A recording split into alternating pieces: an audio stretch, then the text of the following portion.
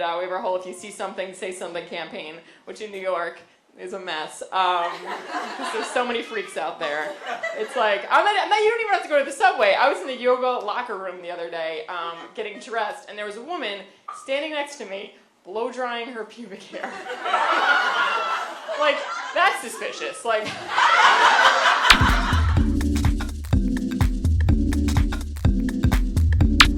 Hello, once again, this is Erik with the New York Natives Last Laugh comedy series. Today I'm here with hilarious New York City comedian Meghan Hanley. There she is. Hello. Great Meghan Hanley. Thank you for having me. I really just want to get into it from the start.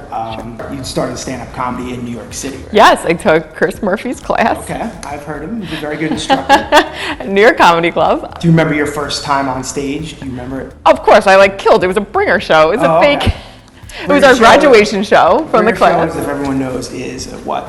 You bring a certain amount of people to the show, and then you go on stage. That's for brand new comics. Yeah, and when I took it too, it was also like my graduation show. So you take the class, and then everyone in the class invites their friends, and it's so supportive because it's everyone's first time. I have a lot of friends that are married, and I have a lot of friends that are pregnant right now.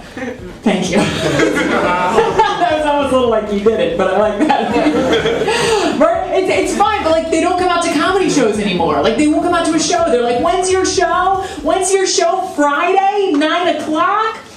That's not very convenient. That's not very convenient for us. I'm like, you know what wasn't convenient for me? Your wedding. One thing I see that you do, or that you're excellent at, is hosting. Do you have any good heckler stories? I've told people off on stage, but I think that's the thing.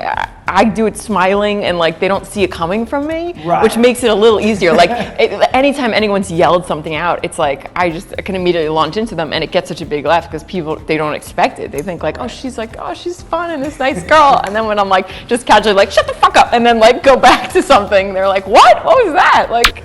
I do have a birthday coming up, and I feel like whenever you have a birthday coming up, there's a lot of pressure, right? Like, what are you doing for your birthday? What are you doing for your birthday? And I'm like, nothing much, just gonna get really drunk and freeze my eggs. It's no big deal. Same thing I did last year. And I was telling that joke recently, and this lady in the audience yelled out, no, eggs! And I'm like, what? And they're like, oh, she thought you said you were gonna get drunk and shave your legs. Do you have any like New York jokes that you would say are specifically for New Yorkers, that really apply for New Yorkers? I have some jokes that I noticed. I mean, you have like some subway jokes here and there. I'm standing on the train, and there was a guy standing behind me, just holding my ass. Yeah, holding my ass. Like, no, and I'm like, maybe it's a backpack.